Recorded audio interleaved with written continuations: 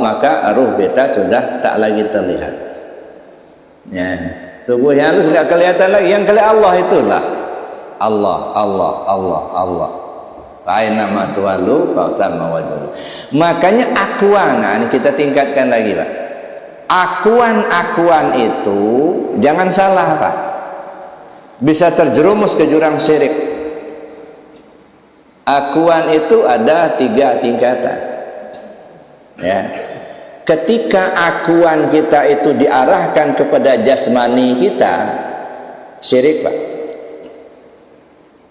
Nah, berarti kita nyembah patung gitu. Sengaja aku sholat maghrib 3 rakaat menghadap kiblat tunai kena Allah Ta'ala. Nah, akunya arahnya kemana nih? Kalau akunya diarahkan kepada jasad, berarti kita nyembah patung, Pak. Bukan menyembah Allah, bukan. Kita bikin diri kita jadi patung. Masya Allah. Nah, makanya ketika kita bicara tentang sholat, nanti satu waktu kita bicara tentang sholat, gitu ya. Mana sebenarnya yang sholat? Ada istilahnya sholat sebelum sholat, sholat di dalam sholat, sholat sesudah sholat. Apa yang dimaksud ini? Ini kita kaji nanti lebih jauh. Tapi gambaran, gitu ya, ketika kita mengaku, akunya ke arah mana? Yang kata kita menyembah Allah. Apa yang kita persembahkan sama Allah? Apa isi sesembahan? Nah, ini sudah kita bahas beberapa waktu yang lalu. Nah, ketika akunya itu diarahkan kepada jasad kita, jasad inilah yang tahu, jasad ini yang kuasa, jasad ini yang kehendak. Nah, di situ kita sudah nyembah patung. Ya. Yang sholat itu aku ini jasad. Sedangkan jasad ini aku bisa berbuat apa-apa. Nah, sekarang jasad ini diakui dia punya kuasa. Itu satu, ya. Kalau akuan itu diarahkan kepada ruh kita, ruh kita inilah rupanya yang melihat, Pak, bukan jasad ini. Ruh kita inilah rupanya yang mendengar, ruh kita ini yang berkuasa. Kalau diarahkan kepada ruh kita, berarti kita nyembah nafsu. Belum menyembah Allah. Masih mengikuti nafsu. Belum mengikuti Allah. Tapi ketika akuan itu diarahkan kepada Allah, nah barulah kita disebut menyembah Allah. Jadi bukan lagi menyembah jasad, bukan menyembah nafsu, tapi menyembah Allah. Makanya semua perbuatan kita mesti lillahi ta'ala, karena Allah. Tapi apa yang dimaksud karena Allah ini? Kalau di tingkat syariat, ya, disebut karena Allah karena diperintahkan Allah. Kita sholat karena Allah, karena perintah Allah. Jadi kalau nggak diperintah nggak sholat gitu. Ya. Ya, makanya ya nggak apa-apa di tingkat syariat seperti itu. Ya, karena Allah, karena diperintah Allah. Tapi coba pahami secara hakikat apa yang dimaksud dengan karena Allah. Karena tubuh nggak bisa kuasa, Pak. Karena yang kuasa tadi ruh. Oh, karena ruh nggak bisa kuasa. Karena yang kuasa itu Allah. Nah, ketika diarahkan karena Allahnya itu, nah barulah kita menyembah Allah. Nah, ini yang saya katakan tempo hari, ketika kita memahami 2 kalimat syahadat itu, kita mesti tahu posisi. Di mana posisi syahadat tauhid, di mana posisi syahadat rasul.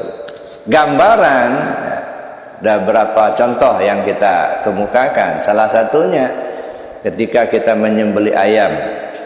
Ayam itu binatang yang halal, ya, nah. Tetapi kalau disembelih tidak dengan nama Allah, maka dia haram dimakan. Kuncinya di mana? Nama Allah. Ya. Kalau disembelih li ghairillah, bukan karena Allah, itu haram dimakan. Kan hebat kan? Sakti betul itu bismillah. Orang syariat memahaminya kalimat. Maka ketika dia nyembelih, Bismillahirrahmanirrahim, kalimat itu kalimat Bismillah.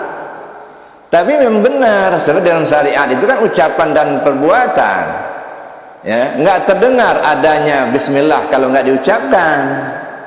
Maka nggak salah orang syariat memahaminya dengan mengucap kalimat Bismillahirrahmanirrahim. Tapi masuk ke hakikat enggak, ada. Bukan persoalan kalimat, Pak, dengan nama Allah, ya. Apa urusan kita sama ayam? Ngejadikannya enggak, ngehidupkannya enggak. Kok kita yang ngebunuh gitu? Kan dipotong, kan dibunuh. Kita ngejadikan ayam enggak, ngasih nyawa juga enggak. Apa urusan? Kok kita yang ngebunuhnya? Nah, makanya haram. Tapi dengan Bismillah, dengan nama Allah, bukan nama Pak Rahman loh, ya, bukan nama kita, bukan. Hilang nama kita, yang ada nama Allah. Nah, kesadaran kita masuk ke dalam itu yang karena Allah, bukan karena perintah, bukan. Tapi kesadaran kita, ya, nggak bisa bergerak kalau nggak digerakkan Allah. Nggak bisa melihat kalau nggak diberi basar oleh Allah. Jadi melihat kita dengan basar Allah, mendengar kita dengan sama Allah, kuasa kita dengan kodrat Allah, kehendak kita dengan iradat Allah. Nah, kalau begitu Allah itulah, Allah lah yang hidup, Allah yang tahu, Allah yang kuasa, Allah yang berkehendak, Allah yang melihat, Allah yang mendengar, Allah yang berkalam. Tapi ini saya ingin tegaskan, ini hakikat. Jangan salah paham. Kalau hakikat apa? Keyakinan hati, bukan ucapan. Kalau ucapan itu syariat. Batal hakikat kalau sudah dizahirkan. Bapak, Ibu, kalau kita sholat, ya, ternyata kain kita karena kotoran tinja, batal apa sah? Nggak sah kan? Sholat kita batal.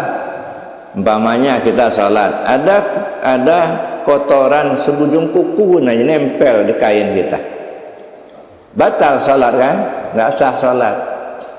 Kenapa tidak sah? Karena najis. Kenapa disebut najis? Karena sudah keluar dari sarangnya, udah di luar. Tapi kalau masih di dalam sarangnya, dalam perut, jangankan sejong kuku 3 kilo bawa sholat, nggak apa-apa, karena masih di tempatnya. Tapi begitu keluar dari tempatnya, najis. Darah, ya, kain kita kena darah, batal sholatnya, nggak sah sholatnya, najis. Tapi kalau darah masih di sarangnya, masih di tubuh kita, bawalah. Kalau nggak ada darah, dia nggak bisa berdiri. Masih ada darah, tapi masih di tempatnya. Itu artinya apa? Hakikat itu di dalam, bukan di luar. Ya. Jadi nggak bisa diucapkan, tapi diyakini. Makanya belajar tasawuf, belajar menempa keyakinan, menempa keyakinan kita. Kalau kita belum belajar tasawuf, yang kita tahu kan cuma syariatnya. Sholatnya berdiri, ruku yang tidak sujud, baca ini, baca itu bacaan, itu perbuatannya. Nah, tapi isinya mana? Belum kita belajar tasawuf, yang kita tahu berdiri, tegak berdiri betul. Nah, bicara berdiri saja ini sudah macam-macam, Pak. Ada yang jarang, ada yang rapat, berdiri saja. Nah, makanya kalau yang kita terima dari guru di kampung dulu, kalau salat itu berdiri betul, tegak berdiri betul. Nah, yang tegak berdiri betul itu yang mana? Kaki sejajar bahu. Nah, itu tegak berdiri betul. Kalau sudah begini, ngangkang namanya. Saya belum pernah ketemu dalam kitab itu berdiri ngangkang. Ya, yang ada tegak berdiri betul. Secara syariat yang tegak berdiri itu apa? Tubuh. Secara syariatnya, ya, lurus. Hakikatnya yang tegak berdiri itu yang mana? Niat, hati kita. Dari awal sampai akhir gak boleh berubah. Itu namanya tegak berdiri betul. Ada Allahu Akbar. Dari awal Allahu Akbar sampai akhirnya begitu. Niat. Apa niat? Isi hati. Apa yang isi hati kita ini? Terisi apa? Hati itu kosong, Pak. Lalu isinya apa? Apa kita isi mobil, isi kebun, isi jabatan, isi duit, nanti ya. Ya kan? Isi aku. Nah, apa isinya? Nah, hati yang kosong tadi diisi. Apa isinya? Lillah, karena Allah. Itu isinya. Ya, nah. Oleh karena itu Bapak Ibu yang saya hormati, ketika kita bicara tentang keakuan tadi, itu diarahkan kepada Allah. Maka disebutlah lillah, karena Allah. Salat karena Allah, puasa karena Allah, zakat karena Allah, haji karena Allah. Itu ibadah mahdhah. Nah, sekarang kita kembangkan kepada ibadah ghairu mahdhah, semuanya karena Allah. Ya dah. Misalnya kita bersedekah karena Allah, kita berjalan karena Allah, kita melihat karena Allah, mendengar karena Allah. Ya dah. Sehingga tidak ada lagi perasaan kita bahwa kitalah yang hebat, kita yang kuasa, kita yang kehendak. Makanya ada istilah dan saat kalau kamu merasa ada, ya, aku tiada. Tapi kalau kamu tiada, akulah yang ada. Ya. Karena tertutup tadi. Jadi Bapak Ibu yang saya hormati, puasa ini arahnya menuju ke sana.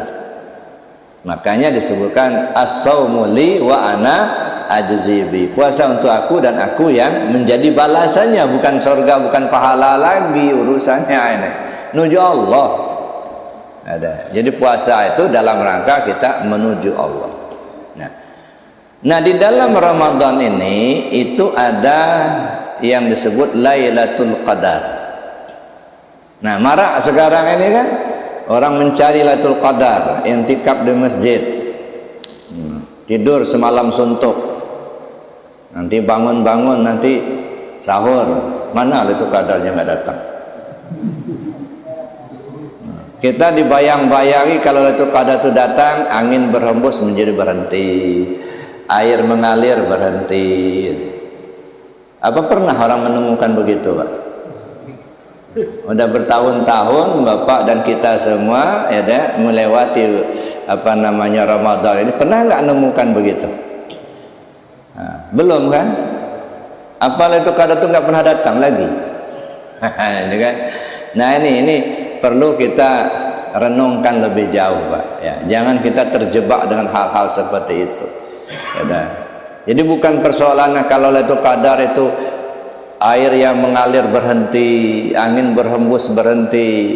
Nah, sehingga ada yang akal-akalan, gitu ya, dibikinnya agar, gitu, direndamnya kakinya. Nah, kalau sudah beku, nah ini Lailatul Qadar sudah datang, gitu. Ya. Enggak begitu, Pak. Lailah itu apa? Malam. Malam itu apa? Gelap. Qadar itu apa? Penentuan. Penentuan itu apa? Terang.